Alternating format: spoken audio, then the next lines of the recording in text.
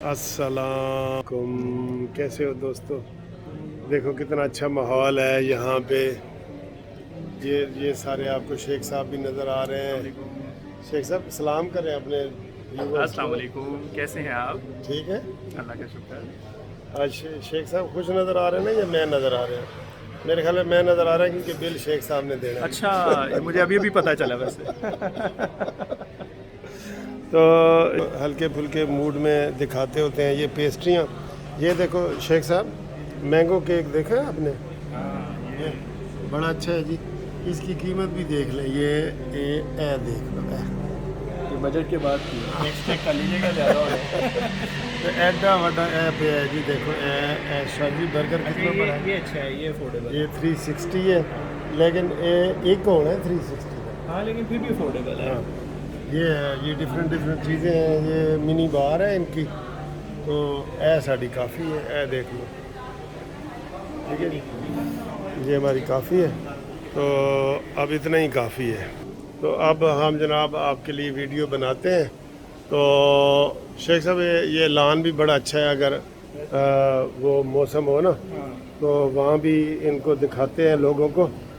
ये देखते हैं अगर ये बंद है कि नहीं खुला है। आपको लग रहा है ये गेट बंद है? हाँ, ये बंद है। बंद लग रहा है। लॉक लगा हुआ है। अच्छा। ये ऊपर से व्यू ज़्यादा अच्छा आएगा। ये ऊपर चलते हैं जिधर आप कहते हैं। रोशनी है इतनी? हाँ, गुजारा हो जाएगा। अच्छा ठीक है। ये ताला लगा हुआ है जी।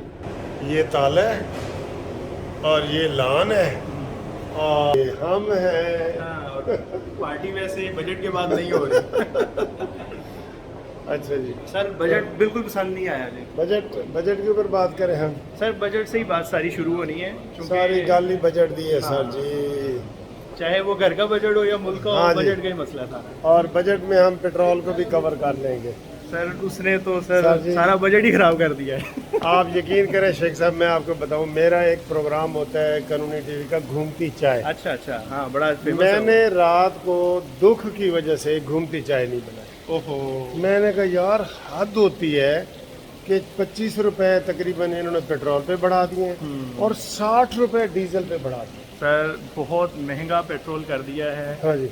और अभी हम थोड़ी देर पहले, चूंकि इस्लामाबाद हाई कोर्ट में हमारे केसेस होते हैं, ग्रुप इंश्योरेंस के भी और दूसरे केसेस भी, तो अभी हम बैठ के ये चीज़ देख रहे थे कि हमें जो इस्लामाबाद का एक विज़िट है वो अप्रॉक्सीमेटली 40,000 का एक विज़िट जो है ना वो हमें पड़ेगा।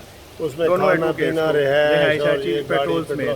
पेट्रोल खास तौर पे हाँ, डबल हो गया। और पेट्रोल की वजह से ये बहुत एक्सपेंसिव हो गया है। ठीक है जी। तो ये तो हमारा मामला है ना। ओवरऑल एक जो बाइकर है, बाइक चलाता है, जिसने अपने काम पे जाना होता है, जो ऑफिस के लिए घर से निकलते हैं, सब के लिए हर चीज़ महंगी हो गई है। सर, जो पेट्रोल है ना, सिर्फ पेट्रोल नहीं होता, आपकी तमाम चीज़ें, आपकी हर ग्रोसरी चीज़ महंगी हो जाती है, हर चीज़ उसमें महंगी आ हो जाती है शेख साहब। उसमें हर चीज़ आ जाती है। हाँ, और लॉजिंग होती है उसमें, ये सारा कुछ वो करते हैं। बिल्कुल ऐसा ही है। तो हर चीज़ बाहर से आती है और ख़ास तौर पे जो इन्होंने डीजल पेट्रोल से भी महंगा कर दिया। अच्छा सर, एक और चीज़ बड़ी सुनने में आ रही थी, अगर पेट्रोल महंगा करेंगे तो डॉलर रेट रुक जाएगा, वो अंडर 200 रहेगा। तो वो तो हर रोज़ 2 रुपए 3 रुपए डॉलर और महंगा हो सर रहा डॉलर की तो बात ही ना करें, मेरा दिल बैठ रहा है। क्योंकि मेरा डॉलर अकाउंट नहीं है। अच्छा। लेकिन मैं जब अफगानिस्तान, और अभी आप मुझे अफगानिस्तान का रेट बता रहे थे, हाँ, बांग्लादेश का आपने भी मुझे बता रहा था। बांग्लादेश का बताया, इंडिया का बताया। हाँ, आप यकीन करें मैं परेशान हो गया। इंडिया से मुझे याद आया, मोदी गवर्नमेंट, जिसको बहुत ज़्यादा गालियाँ इमरान खान दिया करता था, मोदी गवर्नमेंट आज से 10 साल पहले आई थी। यानी वो 2 बार प्राइम मिनिस्टर कंटिन्यूली रहा है मोदी। जब वो आया था, जब उसने ओथ लिया था, उस वक्त 70 रुपए का डॉलर था इंडिया के अंदर, और आज 78 रुपए का, 78 रुपए आज का रेट है गूगल से। 10 साल में 8 रुपए वहाँ पे डॉलर महंगा हुआ, और 10 साल में पाकिस्तान के अंदर 120 रुपए डॉलर महंगा हो गया। इससे आप अंदाजा लगा लें सर जी, हमारी इकोनॉमी कहाँ गई सर। शेख साहब फिर ये जो आम लोग हमें फ़ोन करते हैं, शिकायतें करते हैं जी। कि जी हम बड़ी दुआएं मांग रहे थे कि शहबाज शरीफ आए, नून लीग आए, पीडीएम वाले आए, तो वो तो मायूसी की अब नीचे था, गहराइयों में चले गए हैं। सर, ये जो शहबाज शरीफ हो या कोई भी गवर्नमेंट हो, जब तक आवाम को रिलीफ नहीं देंगे ना जी। ये हम थोड़ा सा अंधेरा हो गया था तो फिर हम दोबारा आपके साथ आ गए। تو شیخ صاحب ہم ڈالر کی بات کر رہے تھے کہ انڈیا، پاکستان، بنگلہ دیش، افغانستان یہ ہمارا ایک ہی ریجن ہے جی نا؟ بالکل ایسے ہی تو ہے اس میں ہم سب سے نیچے چلے گئے.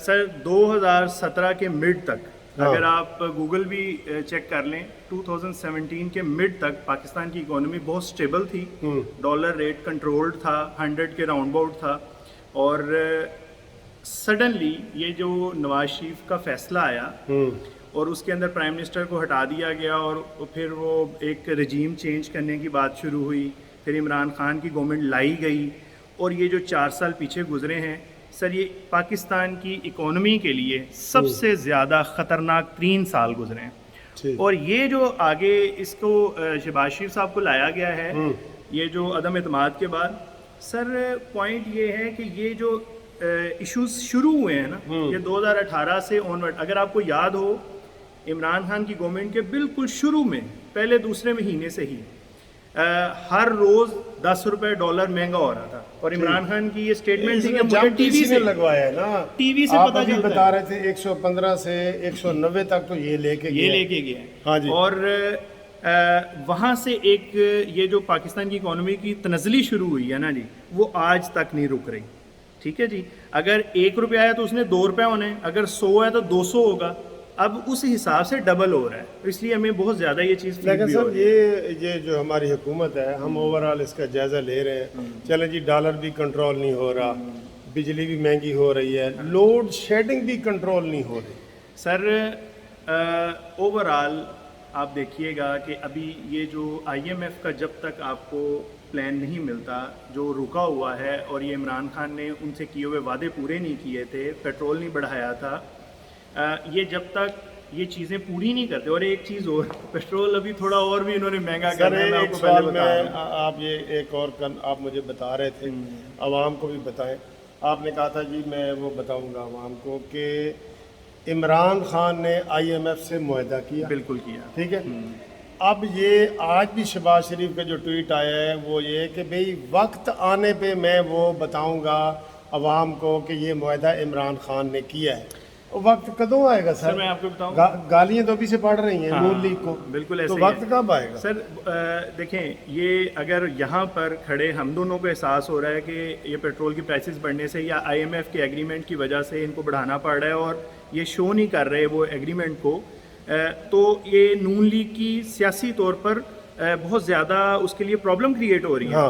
لیکن سر ہوا یہ ہے کہ جس طرح چائنا کے ساتھ پاکستان کے، یہ بڑی اہم بات ہے دوستو جو شیخ صاحب بتا رہے ہیں، چائنا کے پاکستان کے ساتھ جو CPEC کے حوالے سے ایگریمنٹس ہوئے تھے، معاہدے ہوئے تھے، وہ کانفیڈینشیل تھے.